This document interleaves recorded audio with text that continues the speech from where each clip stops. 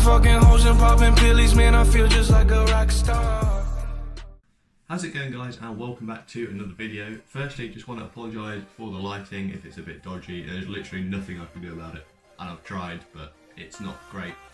Today we've got a squad builder of the team that I'm currently using that's been working super well for me, so I thought it's only good if I did the squad builder to show you guys. About 700k on PC, again probably less on Xbox and PS4, things like that. In terms of custom tactics, I did my second video on my channel. It was all about custom tactics with this team, so if you haven't seen it already, go check that out first and then come back to this. So this is building the actual squad itself. Obviously using the 4-2-3-1 formation seems to be the way to go at the minute. It seems kind of like the meta formation to go for, especially on things such as like Div Rivals and FUT Champs. So starting off in goal, it's sort of a hybrid, sort of not. We've got Onana in goal, team of the season, cost me 43k, 8 games, I think he only conceded like 3 or 4 goals. It's been really solid with me. 6'2" and he's got 75 speed, which was one of the main reasons that I picked him up. Not only that, but his diving and his kicking is also pretty sick. So he's really solid in goal, quite tall, and he's got a 3-star weak foot, so really can't complain with that. Moving over to left back now, we have his teammate in the UEFA Champions League road to the final, Tagliafico. This is a 40k card. The reason his stat is that he's only got 1 assist in 8 games for me is because obviously if you watched my previous video on the tactics to use, I have my wing backs on stay back to help me defend, so he's not like bombing forwards, crossing the ball and things like that. It's purely used for defence. Although only 5'7", the reason I've gone for him is if we look here, he's got 99 jumping and 99 stamina with 88 marking, 88 stand tackle, 88 slide tackle. So, and he's really quick as well, 93 pace. So although he's small, he's really good at jumping, he's quite good at tackling, marking, and he's really quick as well. If you do need him to get back quickly or get forward despite the tactic, he'll do that. So he's really solid, and he's left footed, which also helps on a left back. Moving over to right back, we've got just the standard Danny Carvajal. He cost me 17k. He's not assisted or anything, but again I have them on stay back. Not really a lot to say about his card, he's just solid and he's what I'm using for chemistry, because the guy next to him firstly is Sergio Ramos. Now we all know about Ramos. Stick a shadow on him as well, he's even better with that 91 defending and 75 pace as well. High medium work rate's not the best, however he does have 93 jumping as well, 91 heading accuracy, good standing and sliding tackles, and he's relatively quick for a centre back, so you can't complain. Although he does get forward a little bit, the CDMs kind of counteract that, and obviously having my wing backs on stay back obviously helps as well with the defensive side of things. The other centre back is none other than domestic man of the match, Matthijs de Ligt. Now he's 6'2", slightly taller, he's scored a goal for me. His heading is actually really good. Majority of corners he connects with the cross. The number of times he's hit the bar I've lost count of at this point. He does only have 83 jumping, but I find he's actually a lot better than that, especially if you put a shadow on him as well. It's always useful to have shadows on your centre backs to up that defending and pace.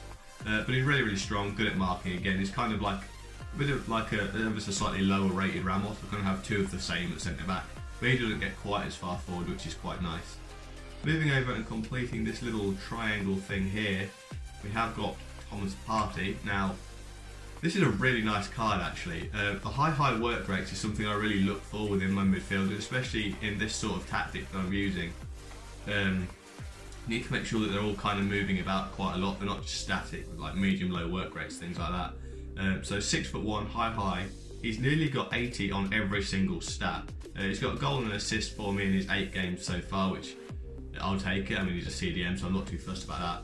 But he does have 91 stamina as well. Stamina is really important on these CDMs and the cams as well, because they get worn out pretty quickly in this tactic. 91 short passing is really nice as well, and 88 jumping. So this squad is quite good generally with jumping, which is something that's also really useful playing this tactic, because you're going to be kind of counter-attacking a lot. There'll probably be quite a lot of through balls and clearances, so I need to make sure they're good at jumping to be able to deal with that. On the other side, we do have Team of the Season Rodri. Now, this isn't my favourite card by any means. It looks nice. It's not great, although I'm saying that he has better stats than Partey. But I think his agility here is what lets him down 74. And then it sort of feels a bit clunky on the ball. And only 74 jumping as well isn't ideal for a guy that's 6'3". But the reason I have him, obviously, if you look at his card, he's nearly 80 on every stat as well. He does have 4-star skill moves, which I just actually noticed, which is quite nice. but he's got that medium-high work rate to sort of counteract the centre backs, and as well as Partey having high, they work quite well together. And also he's 6'3", so he's a big lad, and it just sits in nicely there alongside Partey in the CDM. I'm going to start with the central centre attacking mid, which is going to be Griezmann. Now the reason that these are all centre forward is because centre forward to cam seems to be extinct nowadays, and if you do get one, it's gone within a matter of seconds. But we do have Antoine Griezmann in the middle centre attacking mid, again a player with high work rate, which is really nice. And his stats are just insane. In 8 games he's got me 8 goals and 7 assists. He just kind of pops the ball over the place. When you lead that lucky goal, he'll be there. You need to finesse from outside the box, he's there. We all know about his card, it's really solid. There's nothing like especially stand out there. His ball control and dribbling is really good, and his finishing's 92 as well, that's really nice. He's not especially quick, but he's that perfect kind of sit-in player. He wouldn't be very good as a striker, and on the left and right side he's not quite quick enough. But in that central role, he does the job perfectly with his passing. It's just a really nice link-up player to use. On the left-hand side, we have gone with none other than in-form Inaki Williams. Now this is another really nice card. As you notice here, the third player with high work rate, which is really important in this formation because you need them to just be here, there and everywhere. 92k this card cost me. In 8 games, you've got me 6 goals and 2 assists on the left. Obviously, he's purely used more for just beating play with his pace. 97 sprint speed, 94 acceleration, which are up to 99 with the chemistry style. 85 crossing as well, 92 shot power with 90 strength. 90 strength on a guy with that pace and 91 jumping is something quite rare to find. He's probably one of my favourite players I've used so far. He's got 4-star skills as well. It's quite nice. He's following down that left hand side. He'll cut back, cross it in with his right foot, and hopefully the striker, who you'll see in a bit, is usually there to head it in the back of the net. So he works really nice as kind of like the pace merchant on the left, which is quite nice. Griezmann's a slightly slower, oh sorry, it's not slow, but slightly slower, a nice link-up player there in the middle. And then on the right-hand side, now this is a slightly iffy pick, but I do use my Footmus Doumbia on the right. Now, medium-low, I said didn't like that about a player, and he's not got especially standout stats on his card, bar the 92 pace.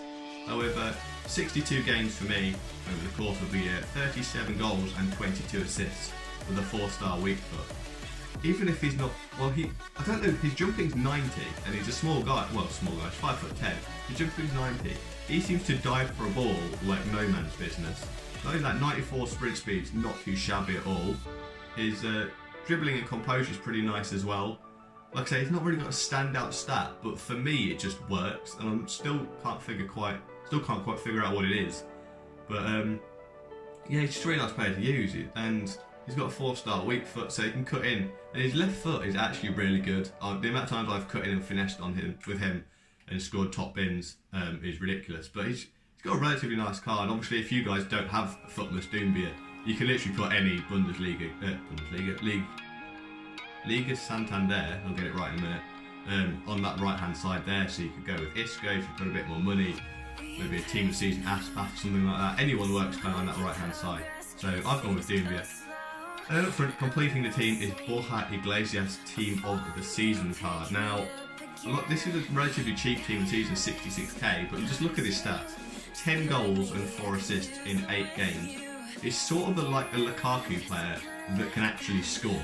So he's the perfect sort of hold-up mode. 83 pace isn't shabby by any means. It's just his acceleration lets him down.